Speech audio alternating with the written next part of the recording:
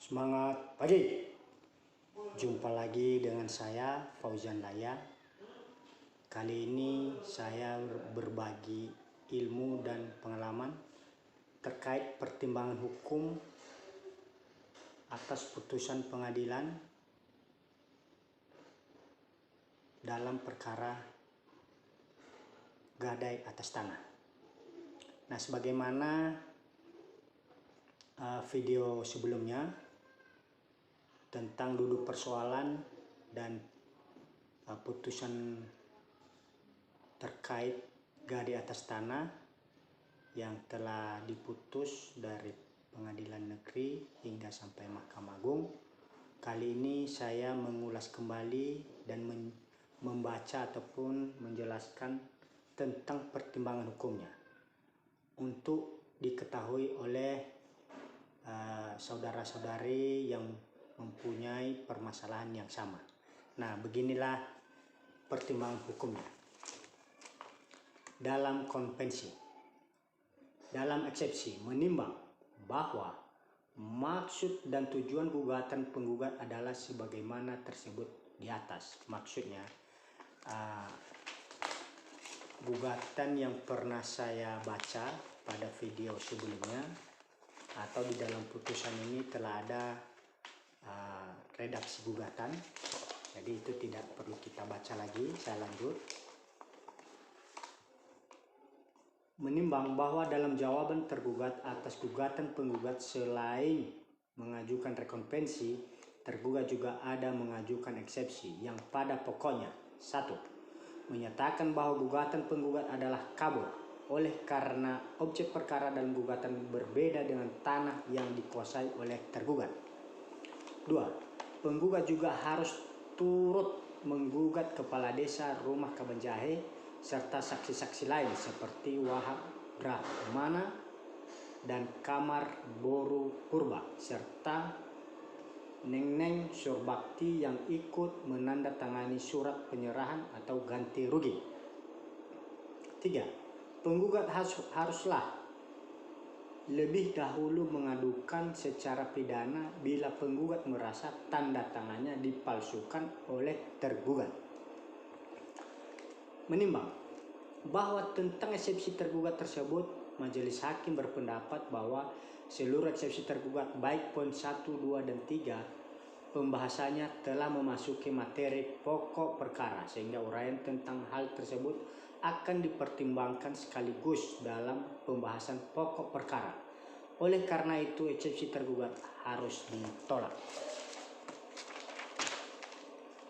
Dalam pokok perkara, menimbang bahwa hal-hal yang dipertimbangkan dalam bagian eksepsi merupakan pula pertimbangan dalam bagian pokok perkara ini.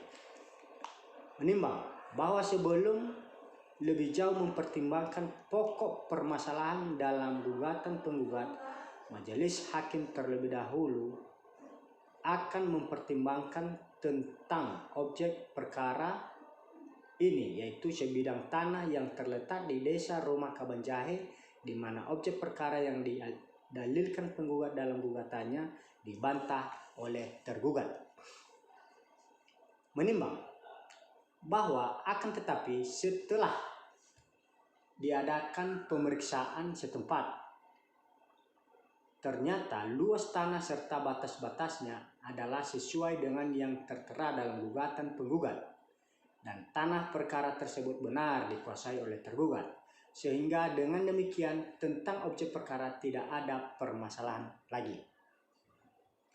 Menimbang bahwa permasalahan yang didalilkan penggugat di dalam gugatannya adalah tentang tanah perkara milik penggugat yang telah digadaikan kepada Pak Bangkit Sembiring, orang tua tergugat, Faid bukti P1.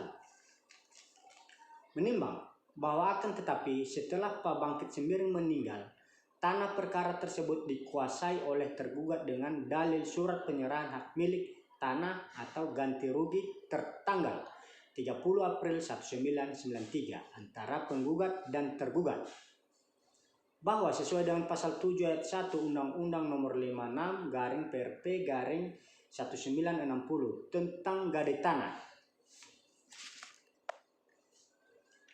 tanah milik penggugat tersebut haruslah kembali kepada penggugat tanpa uang tebusan. Oleh karena jangka waktu gadai telah lewat 7 tahun, sementara tergugat telah menikmati hasil tanah tersebut secara terus-menerus. Menimbang bahwa dalam jawabannya atas gugatan penggugat, tergugat tidak secara tegas menyangkal tentang adanya gadai atas tanah perkara, bahkan secara nyata mengakui adanya gadai tersebut. Hanya saja menurut tergugat, gadai yang dimaksud penggugat tidak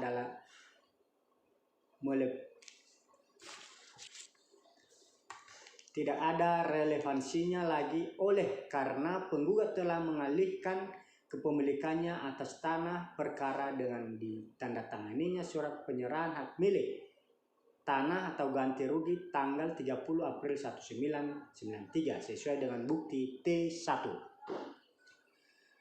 Menimbang bahwa namun demikian di persidangan tergugat menaruh keberatan atas keterangan saksi-saksi yang diajukan penggugat di persidangan yang menerangkan adanya gadai atas tanah perkara. Menimbang bahwa dari bukti-bukti yang diajukan penggugat, baik melalui bukti P1 maupun keterangan saksi-saksi, telah terbukti bahwa tanah terperkara telah digadaikan oleh penggugat kepada Pak Bangkit Sembiring, orang tua tergugat. Menimbang bahwa akan tetapi tergugat mendalilkan bahwa ianya menguasai tanah terperkara bukanlah atas dasar gadai yang dimaksud penggugat, akan tetapi atas dasar penyerahan hak milik antara penggugat dan tergugat. Oleh karena penggugat telah mengalihkan kepemilikannya atas tanah perkara dengan ditandatanganinya surat penyerahan hak milik tanah atau ganti rugi tanggal 30 April 1993 sesuai dengan bukti T1. Menimbang bahwa dengan demikian dalil gadai yang dikemukakan penggugat di dalam gugatannya tidak perlu dibuktikan lagi tentang kebenarannya, oleh karena dalil tersebut tidak disangkal secara tegas oleh pihak lawan. Menimbang bahwa majelis hakim berpendapat yang menjadi permasalahan antara penggugat dan tergugat dan yang perlu dibuktikan kebenarannya adalah tentang dalil tergugat yang menyatakan bahwa ianya menguasai tanah perkara adalah karena penggugat telah mengalihkan haknya atas tanah perkara sesuai dengan bukti T1. Menimbang bahwa tentang dalil tergugat tersebut, penggugat telah menyangkal kebenarannya, bahkan tanda tangan dalam bukti T1 tersebut diragukan keabsahannya dan kebenarannya oleh penggugat. Menimbang bahwa oleh karena penggugat membantah dalil jawaban tergugat dan juga bukti-buktinya, maka beban pembuktian terletak pada pihak tergugat. Menimbang bahwa bukti T1 dari tergugat adalah surat penyerahan hak milik atau ganti rugi tanah tertanggal 30 April 1993, bukti mana telah disesuaikan dengan aslinya di persidangan dan juga telah dibubuhi materai secukupnya sehingga dapat diterima sebagai bukti yang sah. Menimbang bahwa dalam bukti T1 tersebut dinyatakan pada pokoknya bahwa Ibrahim Brahmana atau penggugat sebagai pihak satu telah menyerahkan hak miliknya atas tanah seluas lebih kurang 2 kaleng bibit padi. Tanah mana disebut juga Jumangelung kepada pihak kedua Rosmina Boru Kembareng tergugat. Dan selanjutnya dalam pasal 1 bukti T1 tersebut, pihak kedua telah menerima tunai uang ganti rugi tanah tersebut dari pihak kedua. Demikian antara lain isi dari bukti T1 dan selanjutnya surat tersebut telah ditandatangani oleh pihak pertama atau penggugat dan juga pihak kedua serta beberapa orang saksi dan juga diketahui oleh Sampit Purba selaku kepala desa Rumah Kabanjahe.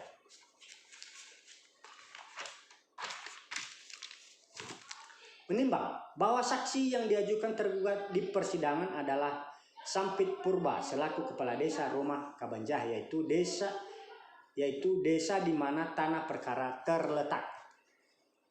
menimbang bahwa saksi Sampit Purba di persidangan menerangkan bahwa bukti T1 tersebut saksilah yang mengkonsep dan mengetiknya, atau permintaan penggugat dan tergugat yang menjumpainya di rumah selaku Kepala Desa Rumah Kabanjai.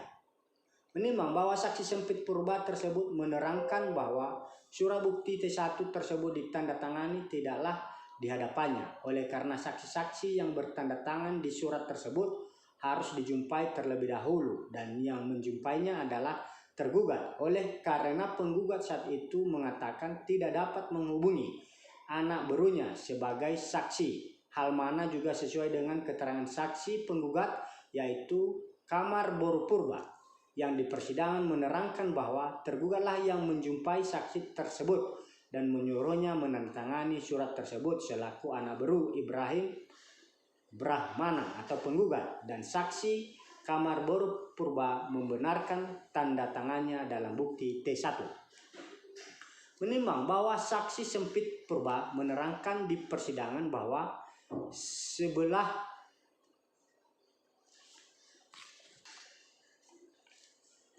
sebelumnya menandatangani surat bukti T1 selaku kepala desa, ianya terlebih dahulu menjumpai penggugat dan menanyakan apakah masih ada masalah tentang surat tersebut. Namun saat itu jawaban penggugat masalah tidak ada lagi dan benar tanda tangan dalam bukti T1 adalah tanda tangannya, sehingga berdasarkan keterangan penggugat tersebut saksi Sampit Purba baru mau menandatanganinya. Menimbang bahwa saksi Sampit Purba juga menerangkan bahwa tergugat ada menyerahkan uang Rp500.000 kepada penggugat, uang mana diserahkan di hadapannya sebagai kepala desa, dan saat itu uang tersebut dikatakan sebagai panjar pembelian tanah perkara, bahwa tentang penerimaan uang tersebut penggugat juga membenarkannya di persidangan, namun menyatakan bahwa uang tersebut adalah sebagai pinjamannya dari tergugat. Menimbang bahwa meskipun tergugat menyangkal kebenaran dalil jawaban tergugat dan menyangkal kebenaran tanda tangannya dalam bukti T1, namun sangkalan penggugat tersebut tidak dapat dibuktikannya di persidangan, sedangkan tergugat telah membuktikan kebenaran dalil jawabannya dengan bukti surat maupun saksi yang juga didukung oleh saksi penggugat sendiri. Menimbang bahwa berdasarkan uraian tersebut di atas, maka apa yang didalilkan tergugat dalam jawabannya, yaitu bahwa ianya menguasai tanah perkara adalah dengan dasar surat penyerahan hak milik tanah atau ganti rugi tanggal 30 April 1993 telah terbukti dan berdasarkan hukum, sehingga apa yang didalilkan penggugat di dalam gugatannya tidak berdasar sama sekali, oleh karenanya harus ditolak. Menimbang bahwa oleh karena gugatan penggugat ditolak untuk seluruhnya, maka penggugat berada di pihak yang kalah, sehingga oleh karenanya penggugat harus dihukum untuk membayar ongkos perkara dalam rekonvensi. Menimbang bahwa selain menjawab gugatan penggugat dalam konvensi, penggugat dalam rekonvensi, tergugat dalam konvensi juga telah mengajukan gugatan rekonvensi, di mana menurut majelis hakim gugatan demikian dibenarkan sepanjang sesuai dengan aturan yang ditetapkan untuk itu. Menimbang bahwa segala sesuatu yang telah dipertimbangkan dalam pertimbangan gugatan konvensi dianggap juga merupakan pertimbangan dalam gugatan rekonvensi ini. Menimbang bahwa dalam gugatan rekonvensi ini penggugat dalam rekonvensi atau tergugat dalam konvensi meminta agar tanah terperkara dinyatakan sah sebagai kepunyaannya, oleh karena surat penyerahan hak milik tanah atau ganti rugi tanggal 30 April 1993 adalah sah secara hukum. Menimbang bahwa tentang gugatan rekonvensi dari penggugat dalam rekonvensi ini menurut pertimbangan majelis hakim adalah layak dan patut untuk dikabulkan, oleh karena dalam pertimbangan gugatan konvensi, tergugat dalam konvensi, penggugat dalam rekonvensi telah dapat membuktikan alas haknya menguasai tanah perkara, yaitu surat penyerahan hak milik tanah atau ganti rugi tanggal 30 April 1993. Menimbang bahwa berdasarkan uraian-uraian tersebut di atas, maka gugatan rekonvensi dari penggugat dalam rekonvensi atau tergugat dalam konvensi dapat dikabulkan untuk seluruhnya. Menimbang bahwa tentang ongkos perkara oleh karena telah dipertimbangkan dalam gugatan konvensi, maka untuk gugatan rekonvensi ini tidak perlu diuraikan lagi. Memperhatikan segala peraturan perundangan yang berlaku berkenan dengan ini, perkara ini mengadili dalam konvensi, dalam eksepsi, menolak eksepsi dari tergugat seluruhnya. Dalam pokok perkara, menolak gugatan penggugat untuk seluruhnya. Dalam rekonvensi, mengabulkan gugatan penggugat dalam rekonvensi, tergugat dalam konvensi untuk seluruhnya. 2. Menyatakan surat penyerahan hak milik tanah atau ganti rugi tanggal 30 April 1993 sah menurut hukum. 3. Menyatakan tanah terperkara sah sebagai kepunyaan penggugat dalam rekonvensi. Dalam konvensi dan rekonvensi, menghukum penggugat dalam konvensi atau tergugat dalam rekonvensi untuk membayar segala biaya yang timbul dalam perkara ini sejumlah Rp144.000. Demikian pertimbangan hukum pada pengadilan negeri. Dan sekarang kita membaca pertimbangan hukum pada pengadilan tinggi. Jadi di dalam pengadilan negeri ini penggugat konvensi atau tergugat rekonvensi di sini gugatannya ditolak seluruhnya di pengadilan negeri. Di pengadilan tinggi ini kita baca ya. Ini pengadilan tinggi, saya baca pertimbangannya.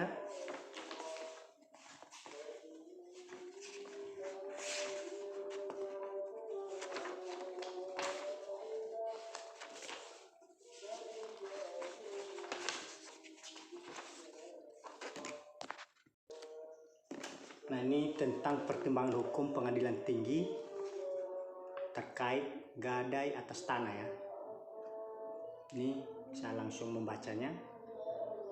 Menimbang bahwa karena permohonan banding yang diajukan oleh penggugat atau pembanding masih dalam tenggang waktu dan menurut cara-cara yang ditentukan oleh undang-undang, maka permohonan banding tersebut dapat diterima. Menimbang bahwa pengadilan tinggi setelah mempelajari dengan seksama berita acara persidangan dan salinan putusan pengadilan negeri Kabanjahe tanggal 17 dan seterusnya, nomor 77 dan seterusnya, saksi-saksi dan bukti-bukti surat dari pihak yang berperkara, pengadilan tinggi berpendapat sebagai berikut. Menimbang bahwa tentang eksepsi karena sudah tepat putusan dan pertimbangan pengadilan negeri, maka putusan tersebut haruslah dikuatkan. Bahwa penggugat dalam surat gugatannya Kabanjahe tanggal 4 Desember dan seterusnya mengemukakan sebagai berikut. Bahwa penggugat mempunyai sebidang tanah pertanian seluas kurang lebih 3 kaleng bibit padi, terletak di lingkungan Desa Roma Kabanjahe, Kabupaten Karo dengan batas-batas tersebut dalam surat gugatan. Bahwa tanah terperkara tersebut telah penggugat gadaikan kepada almarhum Pak Bangkit Sembiring, yaitu ayah kandung dari tergugat pada tanggal 27 Agustus 1981. Bahwa dalam perkara gadai atas tanah terperkara tersebut dari penggugat kepada almarhum Pak Bangkit Sembiring pada tanggal 27 Agustus 1981, tanah terperkara beralih diusahai oleh almarhum Pak Bangkit Sembiring sejak tanggal 27 Agustus 1981, dan menurut surat gadai tanggal 27 Agustus 1981 tersebut almarhum Pak Bangkit Sembiring memberikan harga gadai atas tanah terperkara kepada penggugat sebesar Rp693.000 atau dengan perbandingan waktu itu 21 maya emas murni 24 karat. Bahwa setelah almarhum Pak Bangkit Sembiring meninggal dunia, tanah terperkara diteruskan diusahai oleh tergugat Rosmina Boru Kembaren sampai saat ini. Bahwa akhir-akhir ini tergugat Rosmina Boru Kembaren telah pula mengakui sebagai pemilik atas tanah terperkara dengan dalil atas dasar surat penyerahan hak milik tanah atau ganti rugi tanggal 30 April 1993 dari penggugat kepada tergugat. Bahwa penggugat tidak pernah membuat dan menandatangani surat penyerahan hak milik tanah atau ganti rugi atas tanah terperkara sebagaimana dimaksud dalam surat tertanggal 30 April 1993 tersebut, dan dengan tegas penggugat membantah keabsahan dan kebenaran surat tersebut. Menimbang bahwa tergugat dalam jawabannya tanggal 25 Januari dan seterusnya tentang pokok perkara pada pokoknya membantah gugatan penggugat dengan dalil antara lain bahwa surat penyerahan hak milik tanah atau ganti rugi tanggal 30 April 1993 sah menurut hukum karena penggugat jelas turut bertanda tangan dan dikuatkan oleh kepala desa dan saksi-saksi. Bahwa dengan adanya surat penyerahan pada butir kedua tersebut di atas T1 bukti tergugat, maka masalah gadai tidak ada relevansinya lagi dan tanah terperkara sah menjadi milik tergugat.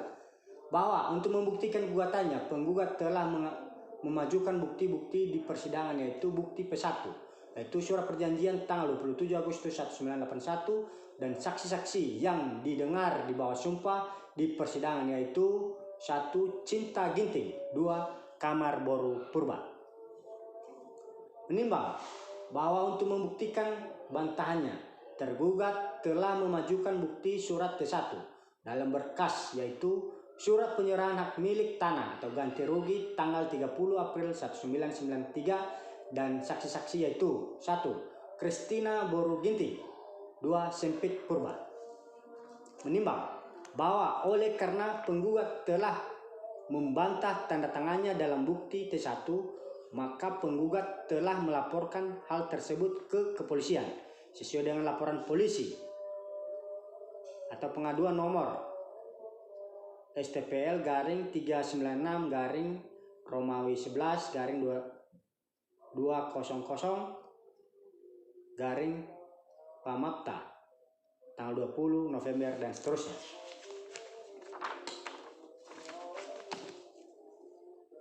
Atas laporan tersebut maka Kepolisian Negara Republik Indonesia Daerah Sumatera Utara Resort Tanah Karo telah melakukan penyitaan sesuai berita acara penyitaan tanggal 27 Februari dan seterusnya dan mengirimkan barang bukti untuk dilakukan pemeriksaan secara ahli. Menimbang bahwa sesuai dengan berita acara pemeriksaan laboratorium forensik nomor lab 692 dan seterusnya di dalam kesimpulannya sebagai berikut. Dari hasil pemeriksaan tersebut di atas disimpulkan bahwa QT non-identik dengan KT atau dengan kata lain bahwa tanda tangan atas nama Ibrahim Brahmana yang terdapat pada dokumen bukti dengan tanda tangan atas nama Ibrahim Brahmana garing Ibrahim Sembiring pada dokumen pembandingnya adalah bukan dibuat atau ditantangani oleh orang yang sama. Menimbang bahwa dari bukti hasil pemeriksaan tersebut di atas penggugat dapat membuktikan gugatannya yang membantah tanda tangannya pada bukti T1 tersebut, atau dengan perkataan lain bahwa penggugat tidak pernah membuat dan menandatangani surat penyerahan hak milik tanah atau ganti rugi atas tanah terperkara sebagaimana dimaksud dalam surat tertanggal 30 April 1993 dari penggugat kepada tergugat Rosmina Boru Kembaren tersebut. Menimbang bahwa tergugat dari bukti-bukti surat dan saksi-saksi tidak dapat membuktikan bantahannya di mana para saksi tidak ada melihat penggugat bertanda tangan. Menimbang bahwa oleh karena penggugat dapat membuktikan gugatannya, maka gugatan penggugat harus dikabulkan sebagian. Menimbang bahwa berdasarkan pertimbangan-pertimbangan tersebut di atas, maka pengadilan tinggi berpendapat bahwa putusan pengadilan negeri Kabanjayan tanggal 17 dan seterusnya, nomor 77 dan seterusnya tidak dapat dipertahankan lagi. Karena itu harus dibatalkan dan pengadilan tinggi mengadili sendiri dengan amar putusan yang selengkapnya tertulis di bawah ini. Menimbang bahwa oleh karena tergugat berada di pihak yang kalah, maka harus pula membayar ongkos perkara pada kedua tingkat peradilan. Menimbang bahwa gugatan rekonvensi karena tidak terbukti haruslah ditolak seluruhnya. Menimbang memperhatikan undang-undang dan peraturan-peraturan yang berkenan dengan perkara ini. Mengadili, menerima permohonan banding dari penggugat atau pembanding. 2. Membatalkan putusan pengadilan negeri Kabanjahan tanggal 17 dan seterusnya, nomor 77 dan seterusnya yang dimohonkan banding, dan mengadili sendiri dalam konvensi, dalam eksepsi, menolak eksepsi tergugat seluruhnya. Dalam pokok perkara, mengabulkan gugatan penggugat untuk sebagian, yaitu menyatakan tanah terperkara adalah hak dan milik penggugat. Ya, kita skor dulu karena saudara-saudara kita yang beragama Muslim sedang sholat.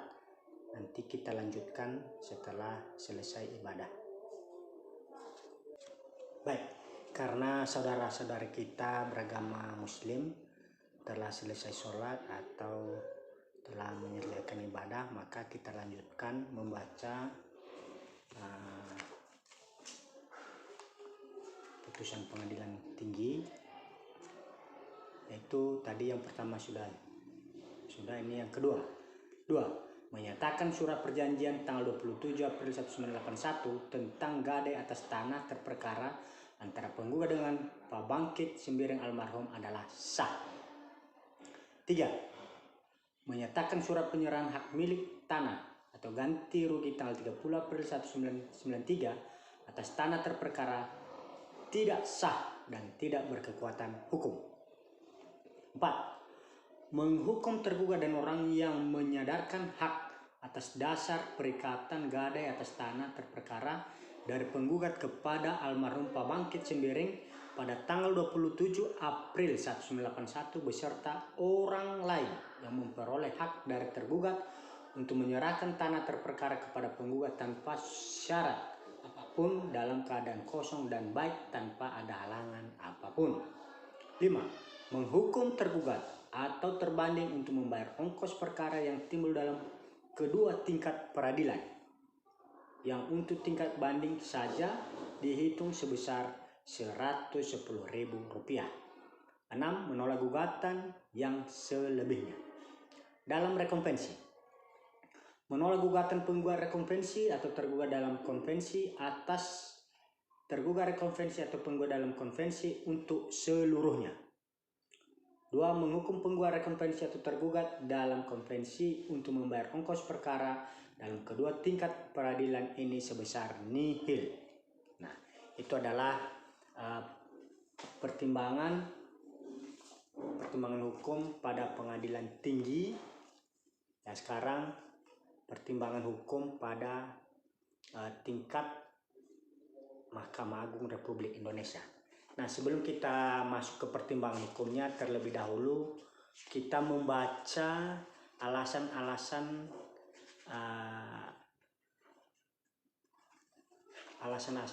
kasasi yang dimohonkan oleh pemohon kasasi, dalam hal ini Ibu Rosmina Boru Kembaren. Ya. Ini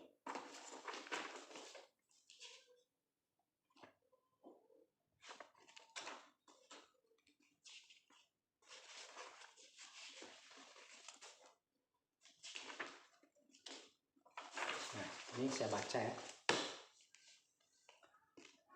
Menimbang bahwa alasan-alasan yang diajukan oleh pemohon kasasi atau tergugat dalam memori kasasinya tersebut pada pokoknya ialah 1. Bahwa pengadilan tinggi telah sangat berkelebihan memberikan penilaian terhadap bukti surat yang diajukan termohon kasasi sebagai lampiran memori bandingnya berupa laporan atau pengaduan nomor Pol.STPL-396- dan seterusnya.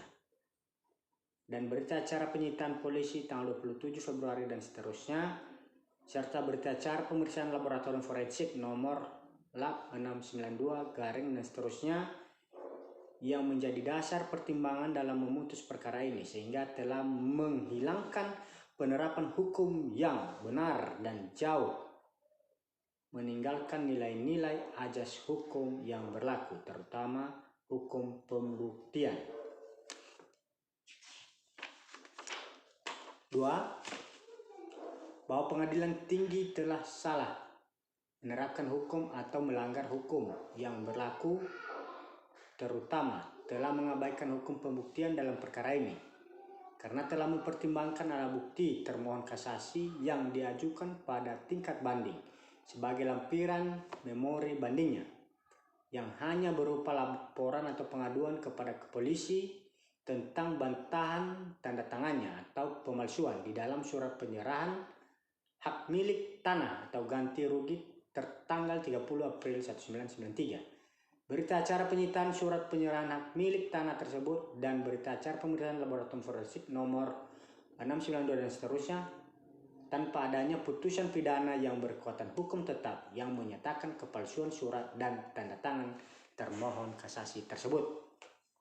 3. Bahwa penilaian dan kesimpulan pengadilan tinggi tentang alat bukti termohon kasasi yang diajukan pada tingkat banding berupa laporan pengaduan kepolisian, berita acara penyitaan surat penyerahan hak milik tanah, dan berita acara pemeriksaan laboratorium forensik yang menjadi dasar pertimbangan hukum untuk mengabulkan gugatan penggugat adalah suatu hasil penilaian pembuktian dan kesimpulan yang telah salah dan keliru, karena satu orang bisa membuat beberapa macam tanda tangan jika orang tersebut beretikat tidak baik, sehingga tidak cukup hanya berdasarkan laboratorium forensik, akan tetapi harus ada putusan pidana pengadilan yang berkekuatan hukum tetap yang menyatakan kepalsuan tersebut, dan pengadilan tinggi tidak mempertimbangkan dengan jelas bukti T1 dan keterangan saksi pemohon kasasi, yaitu Sempit Purba, yang menerangkan dialah yang mengonsep dan mengetik surat penyerahan hak milik tanah atau ganti rugi tanggal 30 April 1993 tersebut atas permintaan penggugat dan tergugat yang bersama-sama datang ke rumah saksi sebagai kepala desa. Dan sebelum saksi membubuhkan tanda tangannya, terlebih dahulu menanyakan kebenarannya tanda tangan dan isi surat tersebut kepada penggugat dan tergugat dan dibenarkan oleh kedua belah pihak. Dan di samping itu, saksi juga melihat penggugat menerima panjar harga tanah tersebut, dan mengenai tanda tangan dan uang panjar tersebut dibenarkan oleh saksi penggugat yang bernama Kamar Boro Purba, yang juga membenarkan tentang penjualan tanah tersebut oleh penggugat kepada tergugat. Sebagai pertimbangan turut pemohon kasasi lampirkan tanda terima uang muka tanggal 23 April 1989, surat pernyataan Sempit Purba, dan surat pernyataan Suherman Tambul. 4.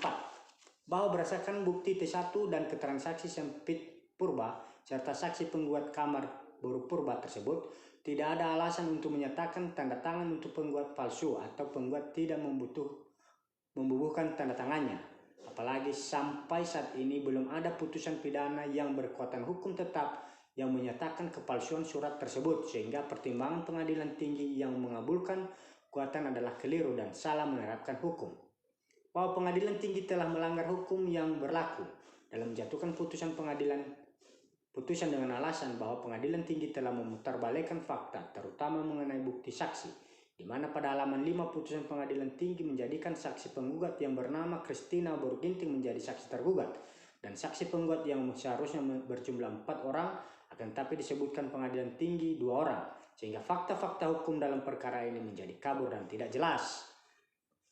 Bahwa pengadilan tinggi telah melanggar hukum yang berlaku dalam menjatuhkan putusan karena ternyata pengadilan tinggi tidak mempertimbangkan gugatan rekonvensi dari penggugat rekonvensi, tergugat konvensi, sehingga bertentang dengan pasal 189 RBG dan jurisprudensi Mahkamah Agung yang mewajibkan hakim untuk mengadili semua bagian gugatan.